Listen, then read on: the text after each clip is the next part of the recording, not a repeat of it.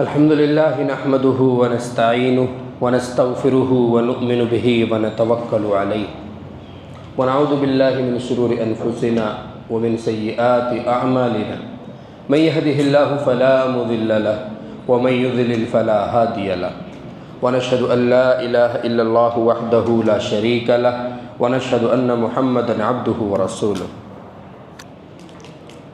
سورہ عنکبوت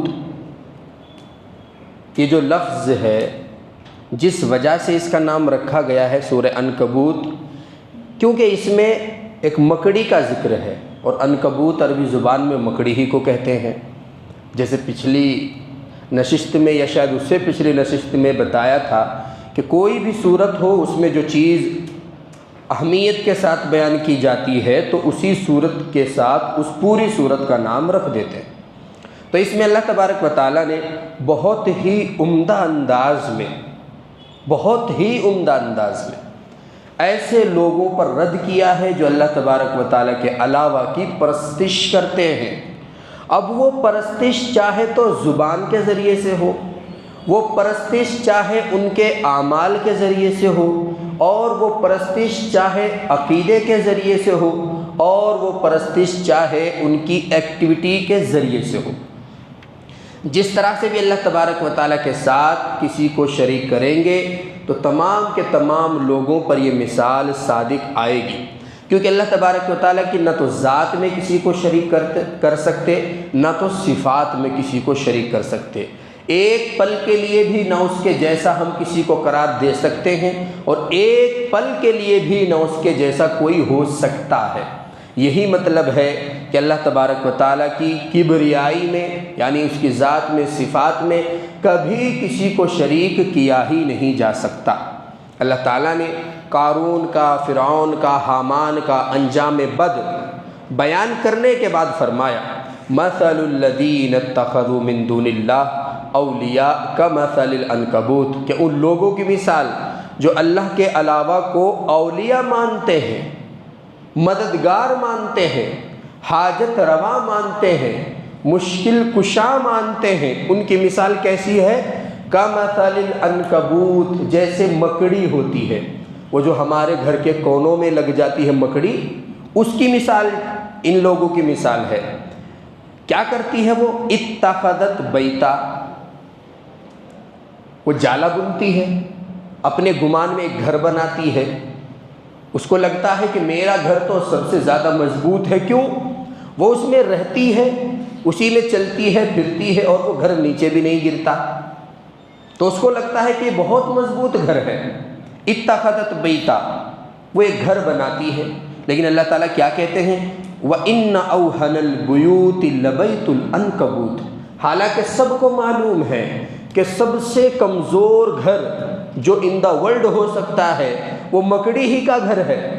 اس سے زیادہ کمزور کوئی انسان کوئی گھر بناتا ہی نہیں، تو سب سے کمزور گھر ہے۔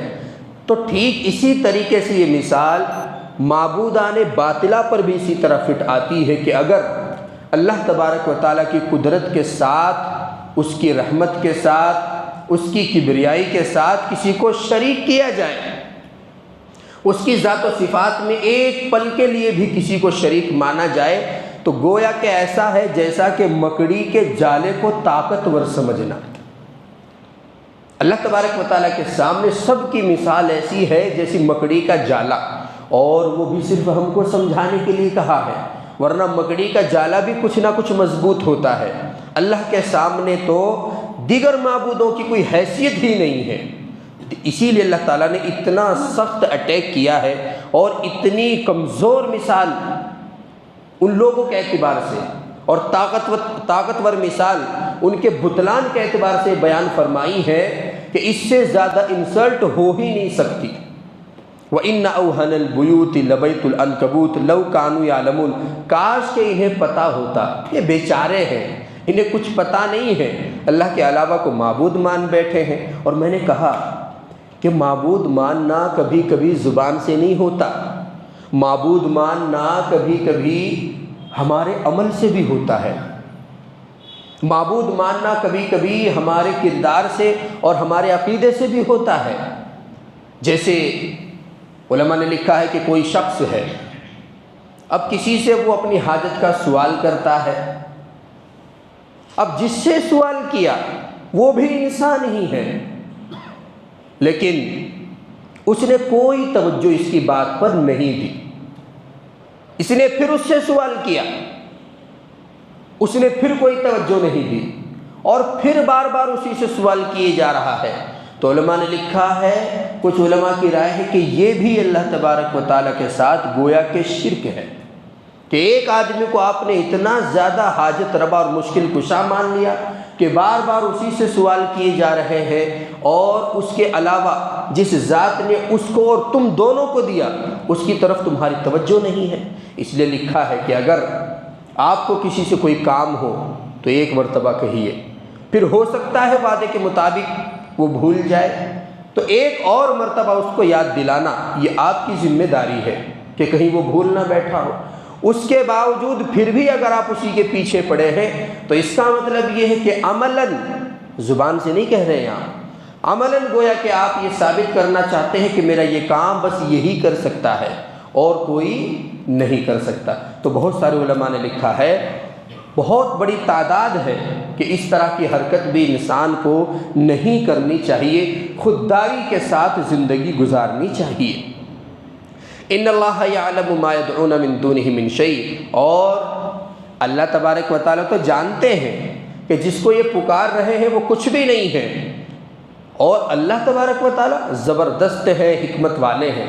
تو بھلا ایک طرف ایک عالیشان محل ہو اور ایک طرف کیچڑ والا راستہ ہو، اور پھر اس کو پار کر کے بھی کوئی خاص منزل نہ ہو، تو بھلا بتائیے کہ کون ایسا بے وقوف ہے جو کیچڑ والے راستے پر چلے گا؟ نہیں، کوئی بھی چلنا پسند نہیں کرے گا۔ اس عظیم الشان راستے سے چل کر اس عظیم الشان محل میں پہنچے گا۔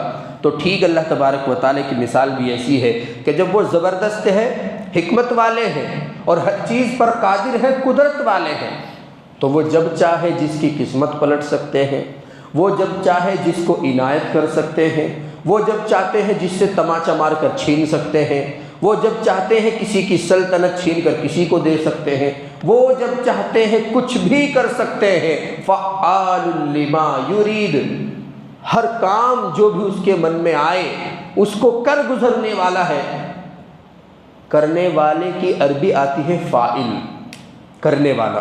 تو یہ بھی کہا جا سکتا تھا کہ جو بھی چاہتا ہے وہ کر سکتا ہے، فاعل لما یرید، لیکن کیا کہا؟ فعال لما یرید، بہت ہی زیادہ اپنی مرضی کا مالک ہے، کوئی اس کو ٹوک ہی نہیں سکتا، کوئی اس کو روک ہی نہیں سکتا۔ وَتِلْكَ الْأَمْثَالُ نَضْرِبُهَا لِلنَّاسِ، اور اللہ تعالیٰ کہتے ہیں کہ ہم ایسے ہی لوگوں کے سامنے مثال بیان کرتے ہیں تاکہ یہ سمجھ جائیں۔ وَمَا يَعْقِلُهَا إِلَّا الْعَالِمُونَ، اور ان مثالوں کو اچھی طرح عالم لوگ ہی سمجھ سکتے ہیں، ان مثالوں کو اچھی طرح جانکار ہی سمجھ سکتے ہیں، ان مثالوں کو اچھی طرح ہدایت یافتہ لوگ ہی سمجھ سکتے ہیں، ان مثالوں کو اچھی طرح متقی لوگ ہی سمجھ سکتے ہیں۔ وَمَا يَعْقِلُهَا إِلَّا الْعَالِمُونَ، اور پھر اللہ تعالیٰ کہتے ہیں آخر میں ان کو بالکل بے بس کرنے کے لیے کہتے ہیں کہ خلق اللہ السماوات والارض بالحق ان فی ذلک لآیۃ للمؤمنین، اللہ تبارک و تعالیٰ نے بالکل ٹھیک زمین اور آسمان کو پیدا کیا۔ ان زمین و آسمان کی پیدائش میں بھی مومنوں کے لیے ایک نشانی ہے، اور یہ ایسی نشانی ہے کہ اس کو دیکھ کر اب کسی اور کی طرف پھسلنے کی ضرورت نہیں۔ تو بس اگر کوئی انسان اللہ تبارک و تعالیٰ کی وحدانیت کا اقرار کرنے والا ہے تو اب اس کو اجازت نہیں ہے کہ وہ اللہ کو چھوڑ کر کسی اور طرف پلٹے۔ اسی لیے اللہ تعالیٰ نے بار بار قرآن میں کہا، کبھی کہا یا ایھا الذین آمنوا ادخلوا فی السلم کافہ، کبھی کہا فأین تذہبون، ارے کدھر چلے جا رہے ہو؟ ساری بات سمجھنے کے بعد، بوجھنے کے بعد، سن لینے کے بعد، جان لینے کے بعد پلٹ رہے ہو، ایسا مت کرو۔ تو یہاں پر یہ مضمون عنکبوت کا ختم ہوا۔ سورت تو ابھی باقی ہے، لیکن یہ مضمون جس کی وجہ سے اس پوری سورت کا نام عنکبوت رکھا گیا، کیوں؟ اس میں ایک مکڑی کا ذکر ہے، اور اتنی بڑی انسلٹ کی ہے یہ اللہ تبارک و تعالیٰ نے معبودان باطلہ کی کہ اس سے بڑی انسلٹنگ کوئی ہو ہی نہیں سکتی۔ یعنی کہ ان کی طاقت ایسی ہے جیسے مکڑی کا جالا، ان کو لگتا ہے کہ اس میں طاقت ہے، لیکن ان اوہن البیوت لبیت العنکبوت، سب سے کمزور گھر تو مکڑی ہی کا ہوتا ہے۔ آگے 21ویں پارے کی ابتدا ہوتی ہے، اللہ تعالیٰ کہتے ہیں اتل ما اوحی الیک من الکتاب واقم الصلاۃ ان الصلاۃ تنہی عن الفحشاء والمنکر ولذکر اللہ اکبر واللہ یعلم ما تصنعون۔ حضور صلی اللہ علیہ وسلم کو حکم ہے کہ اے نبی، جو آپ کے پاس کتاب کی آیتیں تلاوت کی جاتی ہیں، نازل کی جاتی ہیں، آپ عوام کے سامنے ان کو پڑھ کر سنائیے۔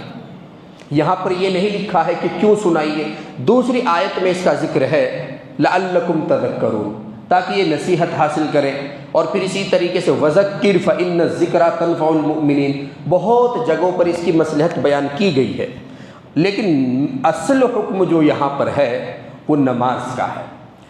تو اللہ تبارک و تعالیٰ نے حضور کو ارشاد فرمایا کہ نماز قائم کرتے رہیے۔ کیوں؟ اس لیے کہ نماز پڑھنا بے حیائی کے کاموں سے اور برے کاموں سے روکتا ہے، یا نماز روکتی ہے۔ اب سوال یہ ہے کہ کیا نماز ہر ایک انسان کو برے کاموں سے روکتی ہے؟ کیا مطلب ہے اس کا؟ ہم تو دیکھتے ہیں کہ بہت سارے نمازی ہیں، رات دن وہ سجدے میں پڑے رہتے ہیں، اور پھر وہ انٹرسٹ میں بھی انٹرسٹ رکھتے ہیں، سودی کاروبار بھی کرتے ہیں، حرام کھانے سے بھی نہیں بچتے ہیں، اسی طریقے سے دوسروں کو تکلیف دینے سے بھی باز نہیں آتے ہیں۔ تو علماء نے اس کے کئی مطلب لکھے ہیں۔ ایک مطلب تو یہ ہے کہ نماز کی خاصیت تو یہی ہے کہ نماز اگر کوئی خشوع اور خضوع کے ساتھ پڑھے گا تو نماز اس کو بے حیائی کے کاموں سے اور برے کاموں سے روکے گی، لیکن اگر نہیں روک رہی ہے تو ایسے شخص کو اپنی نماز پر غور کرنے کی ضرورت ہے۔ کہیں اس میں اخلاص کی کمی تو نہیں، کہیں اس میں توجہ اور انابت الی اللہ کی کمی تو نہیں، کہیں وہ ایسے تو نہیں ادا کی جا رہی ہے کہ فارملٹی پوری کی جا رہی ہو۔ تو اپنی نمازوں میں غور کرنے کی ضرورت ہے۔ اور ایک مطلب علماء نے یہ بھی لکھا ہے کہ اس کا مطلب ہے کہ نماز کی خصوصیت یہی ہے کہ وہ برے کاموں سے روکتی ہے، لیکن اگر کسی کو نہیں روک رہی ہے تو اس کا مطلب یہ ہے کہ اس کا دل سخت ہو چکا ہے، اب نماز بھی اس پر اثر نہیں کر رہی ہے۔ تو اس کو چاہیے کہ وہ جلد از جلد اللہ تبارک و تعالیٰ سے نماز کے ساتھ ساتھ توبہ اور استغفار کی بھی کثرت کرے، تاکہ پھر نماز اس پر اثر کرنا شروع کرے، ورنہ تو صرف فرض کی ادائیگی ہوتی ہے اور اکاؤنٹ میں کوئی بھی ثواب اس کے لکھا نہیں جاتا۔ تو اس لیے اللہ تبارک و تعالیٰ نے نماز کو قائم کرنے کا حکم دیا، اور ساتھ ساتھ ریزن بھی بتا دیا کہ نماز برے کاموں سے، بے حیائی کے کاموں سے روکتی ہے۔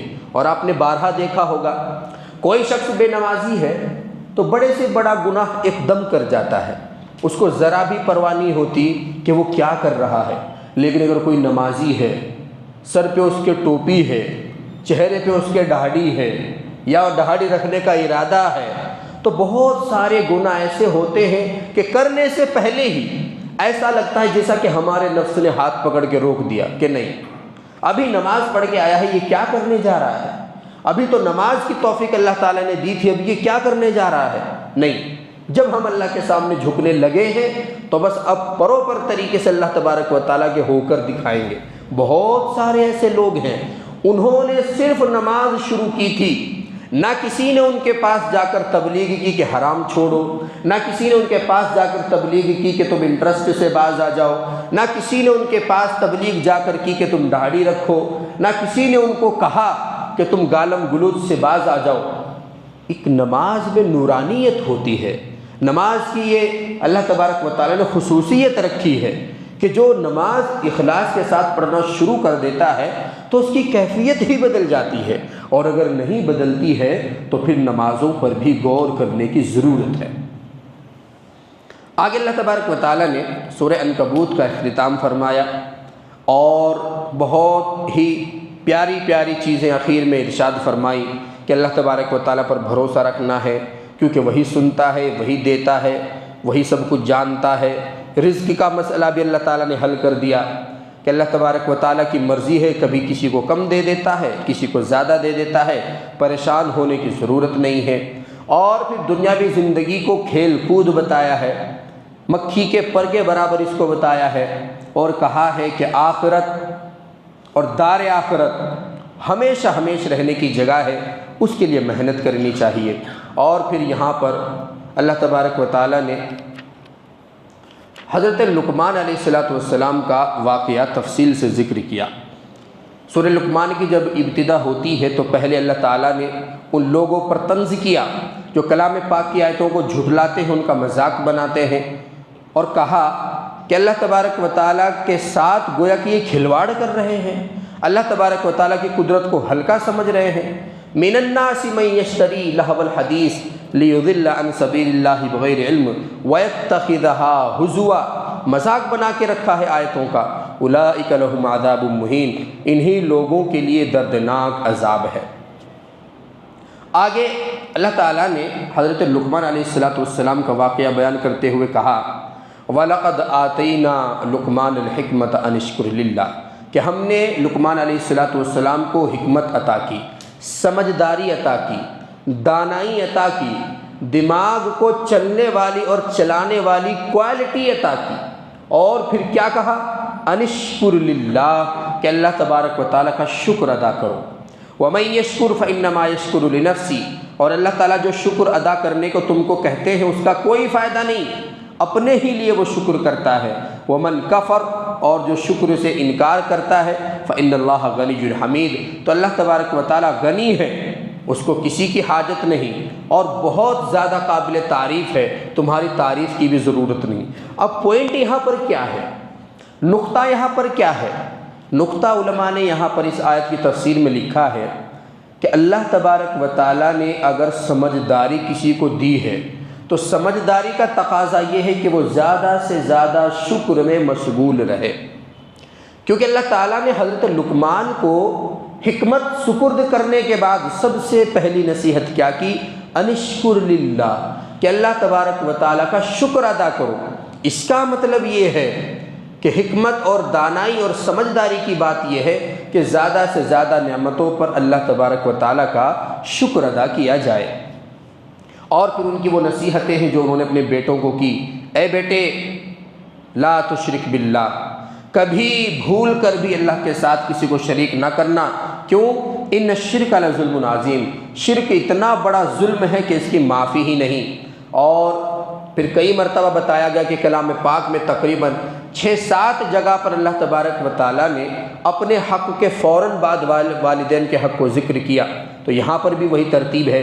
وَوَصَّيْنَا الْإِنسَانَ بِوَالِدَيْهِ، اور انسان کو اس کے والدین کے ساتھ حسن سلوک کا حکم دیا، اس لیے کہ اس کی ماں اس کو کمزوری پر کمزوری کے باوجود اٹھاتی ہے، پھر 2 سال اس کو دودھ پلاتی ہے۔ ان اشکر لی وَلِوَالِدَيْكَ، اور یہ تمام ترتیب ہم نے اس لیے بنائی تاکہ میرا شکر ادا کیا جائے کہ میں نے پیدا کیا، اور والدین کا شکر ادا کیا جائے کہ انہوں نے زندہ رہنے میں تمہاری مدد کی۔ اب اللہ تبارک و تعالیٰ ڈائریکٹ آسمان سے تو دسترخوان نازل نہیں فرماتے، اس امت کی تو یہ خصوصیت نہیں ہے، اس لیے والدین کو اللہ تبارک و تعالیٰ نے ذریعہ بنایا۔ اور سن لو، اگر ایک بھی حق میں کوتاہی کرو گے تو الی المصیر، تو میری ہی طرف لوٹ کر آنا ہے۔ اب ایک نیا مسئلہ یہاں سے شروع ہوتا ہے، اگر والدین نعوذ باللہ اسلام سے پھر جائیں یا پہلے سے اسلام سے پھرے ہوئے ہوں، یہ لڑکا ہے مسلمان بن جائے، تو کیا اس وقت بھی والدین کی خدمت کرنا لازم ہے؟ کیا تب بھی والدین کی اطاعت واجب ہے؟ اسی کو بتایا وَإِن جَاهَدَاكَ عَلَىٰ أَن تُشْرِكَ بِي مَا لَيْسَ لَكَ بِهِ عِلْمٌ فَلَا تُطِعْهُمَا، اگر وہ تجھ کو فورس کریں کہ میرے ساتھ ایسی چیز کو شریک کر جس کا تیرے پاس کوئی علم نہیں، فَلَا تُطِعْهُمَا، تو ڈونٹ اوبے دیم، ان کی اطاعت اس چیز میں کرو ہی مت۔ اب وہ رو رہے ہیں، بہت سے ہمارے جو نو مسلم ہیں تو وہ بتاتے ہیں کہ جب وہ مسلمان بنے تو ان کے والدین ایموشنل اٹیک کرنے لگے ان کے اوپر، ایموشنل اٹیک کہ اب ہمارا کیا ہوگا، ایک ہی لڑکا تھا وہ بھی ہمارے دھرم سے پھر گیا، ہمارے مذہب کو چھوڑ گیا، اور روزانہ فون پہ روتے ہیں، بیٹا ہمیں لوگ تانے دے رہے ہیں کہ تمہارا بیٹا مسلمان ہو گیا، کتنی غلط بات ہے، تم نے اپنے آبا و اجداد کے دین کو چھوڑ دیا، ایسا مت کرو۔ تو اللہ تعالیٰ کہتے ہیں فلا تطعہما، ان کا رونا، ان کا بد دعا کرنا، ان کا بلکنا اور ان کا پچھتانا تمہیں کوئی نقصان نہیں پہنچائے گا۔ کیوں؟ والدین کی بد دعا تو آسمان کو ہلا دیتی ہے، والدین کی دعا اور بد دعا تو فرشتوں کے سینوں کو چیر دیتی ہے، تو پھر یہاں کیوں اثر نہیں کر رہی ہے؟ لأن الشرک ظلم عظیم، اس لیے کہ شرک سب سے بڑا ظلم ہے۔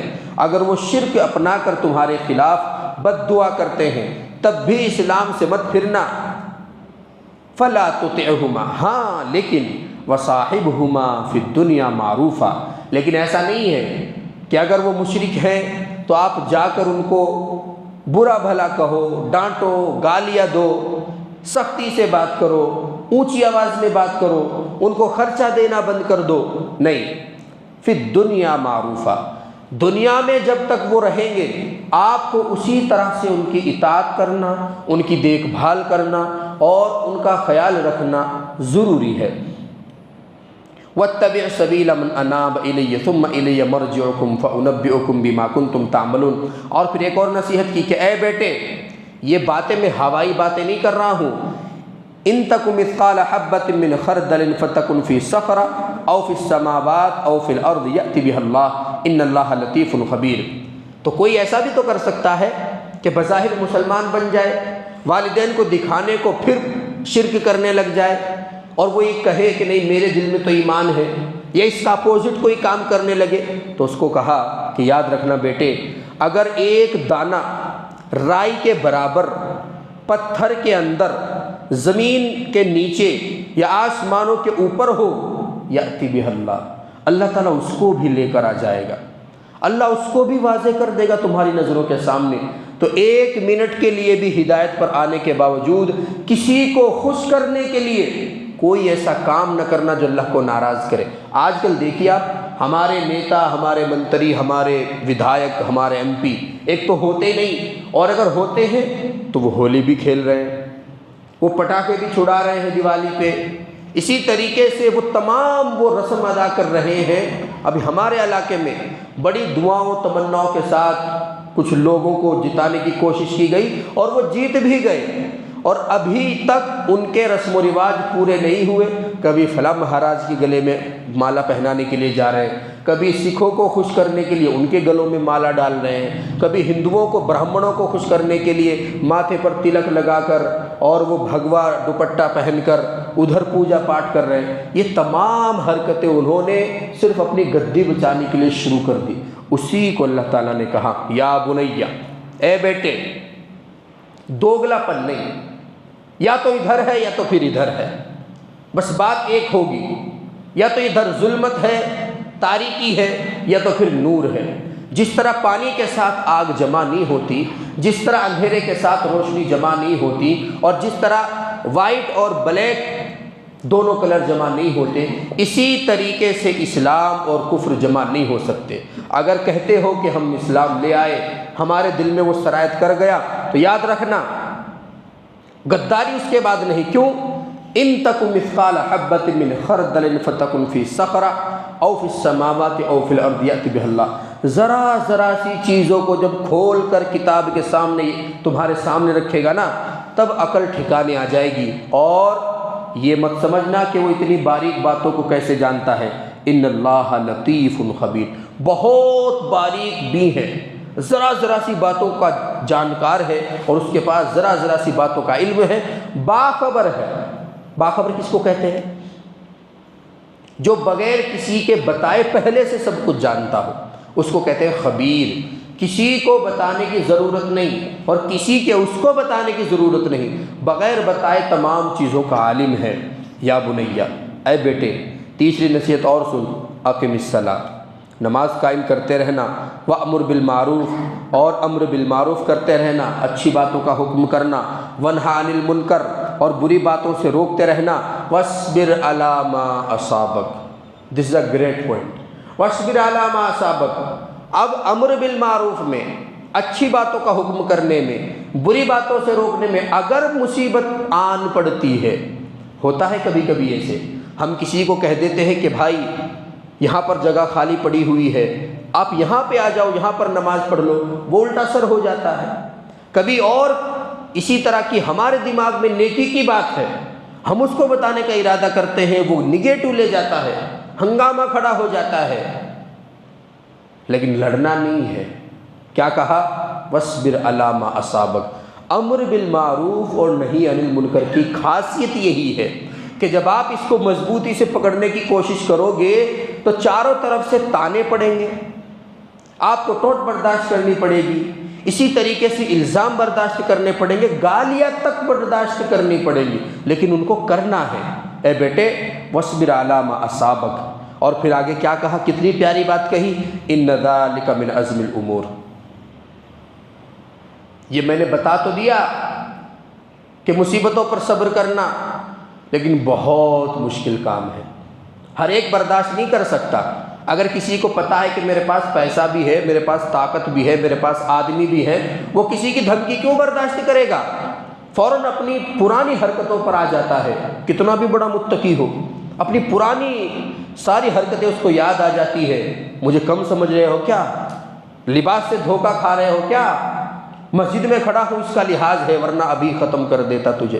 ساری پرانی جتنی بھی اس کی دماغ میں طاقتیں ہیں ساری اڑیل دیتا ہے۔ تو اسی لیے کہا کہ میں نے حکم تو تجھے دے دیا، لیکن یہ مشکل بہت ہے۔ ان ذالک من عزم الامور، یہ ہمت کے کاموں میں سے ہے۔ اگر اس کو کوئی کر دیتا ہے، کسی کی آڑی ترچھی باتوں کو برداشت کرنے کا عادی ہو جاتا ہے، تو وہ ہے اصل میں انسان، وہ ہے اصل میں مومن۔ ان ذالک من عزم الامور، بڑی ہمت کی بات ہے اور بڑی طاقتور نشانی ہے کسی بھی مومن کی کہ وہ تمام چیزوں کو، تمام حرکتوں کو دیکھتے ہوئے، جانتے ہوئے، بدلے کی طاقت رکھتے ہوئے برداشت کر لیتا ہے، کسی کو پلٹ کر واپس کچھ نہیں کہتا۔ بہت ہی پیاری نصیحت ہے، وَاصْبِرْ عَلَىٰ مَا أَصَابَكَ۔ اب ہمارے دیکھ لیجئے تبلیغی جماعت والے کبھی جاتے ہیں کسی علاقے میں، وہاں بدعت کا دورہ ہے، غلبہ ہے، اسی طریقے سے کسی ایسے علاقے میں چلے جاتے ہیں جہاں اس کا تبلیغ کا، نماز کی دعوت کا اور قربت اللہ کا رواج نہیں ہے، تو ان کے بیگ باہر اٹھا کر پھینک دیتے ہیں، کپڑے نکال کر باہر سڑک پر پھینک دیتے ہیں، پوری مسجد کی دوبارہ سے دھلائی شروع ہوتی ہے کہ یہ ناپاک لوگ یہاں پر آ گئے۔ یہ تمام باتیں برداشت کرنی ہے۔ آپ چاہے بدلہ لے سکتے ہیں، آپ ان کو نوٹ کر کے پھر بعد میں ان سے انتقام لے سکتے ہیں، لیکن نہیں، ان ذالک من عزم الامور۔ دکھ ہوگا، پریشانی ہوگی، نفس نہیں کہے گا کہ ان کو چھوڑ دیجئے، ان کو معاف کر دیجئے، لیکن کرنا ہے۔ بہت بڑی ہمت کا کوئی آدمی ہوتا ہے، بس وہی کر سکتا ہے۔ اسی لیے اللہ تبارک و تعالیٰ سے دعا یہ کرتے رہنا چاہیے کہ اللہ تبارک و تعالیٰ نے ہدایت تو دے دی، اب اس پر قائم بھی رکھ۔ جیسے ہم دعا مانگتے ہیں، ربنا لا تزغ قلوبنا بعد اذ ہدیتنا وہب لنا من لدنک رحمۃ انک انت الوہاب، کہ اے ہمارے رب لا تزغ قلوبنا بعد اذ ہدیتنا، ہمیں ہدایت دینے کے بعد ہمارے دلوں میں کچھ ایسی کجی پیدا نہ فرما جس سے ہم ہدایت سے پھر جائیں۔ وَهَبْ لَنَا مِن لَّدُنْكَ رَحْمَةً، اور اپنی شفقت سے، اپنی قدرت سے ہمیں رحمت عطا فرما۔ وَهَبْ لَنَا مِن لَّدُنْكَ رَحْمَةً، یہ جو رحمت ہے اس کا ہم سوال کر رہے ہیں، اور جب اللہ تبارک و تعالیٰ کسی کو یہ عنایت کر دیتے ہیں تو پھر اس کی زبان میں مٹھاس آ جاتا ہے، اس کے کاموں میں حکمت آ جاتی ہے، اس کی باتوں میں سنجیدگی آ جاتی ہے، اس کی آراء دیگر لوگوں کی آراء سے مختلف ہو جاتی ہے۔ یہ وہ ایک ایسی ڈگری ہے اللہ تعالیٰ کی طرف سے جس کو ہم مانگتے ہیں اور مانگنا چاہیے۔ وَهَبْ لَنَا مِن لَّدُنْكَ رَحْمَةً إِنَّكَ أَنتَ الْوَهَّابُ، اور آپ ہی دے سکتے ہیں وہ ڈگری۔ وہ کالج کسی کے پاس نہیں ہے جہاں سے وہ ڈگری ملتی ہے، صرف آپ ہی کے کالج سے وہ ڈگری جاری ہوتی ہے، اس لیے ہم صرف آپ سے سوال کر رہے ہیں۔ تو دعا مانگنی چاہیے، ربنا لا تزغ قلوبنا بعد اذ ہدیتنا وہب لنا من لدنک رحمۃ انک انت الوہاب۔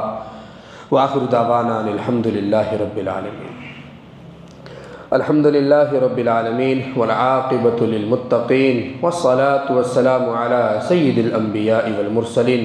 یا ارحم الراحمین، ہمارے تمام صغیرہ کبیرہ گناہوں کو معاف فرما۔ مولا کریم، جتنے بھی گناہ آج تک کیے ہیں مولا کریم، رات کے اندھیرے میں یا دن کے اجالے میں، اپنی رحمت سے اپنے کرم سے مولا کریم سبھوں کو معاف فرما، پکی سچی توبہ کر کے اس پہ ثابت قدم رہنے کی توفیق عطا فرما۔ مولا کریم جگہ جگہ پر مسلمانوں کی حفاظت فرما، ہر جگہ پر مسلمانوں کی حفاظت فرما، مسلمانوں کا سہارا عطا فرما۔ مولا کریم جو بے اولاد ہیں ان کو نیک صالح اولاد پیدا فرما، جو بیمار ہیں ان کو مکمل شفا عطا فرما۔ مولا کریم کچھ ہمارے بھائی ہاسپٹل میں ایڈمٹ ہیں، مولا کریم زندگی اور موت کی جنگ لڑ رہے ہیں، ان کے ساتھ خیر کا معاملہ فرما۔ مولا کریم ان کے ساتھ خیر کا معاملہ فرما۔ مولا کریم صحت آپ کی بہت بڑی عنایت ہے، بہت بڑی نعمت ہے، جب تک یہ ہوتی ہے اس کی قدر نہیں ہوتی، جب آپ کسی مصلحت سے اس کو واپس لینے کا ارادہ فرماتے ہیں تو ہم پریشان ہو جاتے ہیں۔ مولا کریم طاقت کے غلط استعمال سے ہماری حفاظت فرما، صحت کی قدردانی کرنے کی توفیق عطا فرما، ہمارے رزق میں اتنی برکت عطا فرما کہ حرام کی طرف ہماری توجہ ہی نہ رہے۔ مولا کریم ہمارے بچوں کا دینی مزاج فرما، مولا کریم ان کے قلوب کو دینی قلوب عطا فرما، ان کو دین کا داعی بنا، دین کا شیدائی بنا۔ ہماری دعاؤں کو نبی اکرم صلی اللہ علیہ وسلم آخر الزمان صلی اللہ علیہ وسلم کے صدقہ طفیل میں قبول فرما۔ صلی اللہ تعالی علی خیر خلقہ محمد وعلی آلہ واصحابہ اجمعین برحمتک یا ارحم الراحمین۔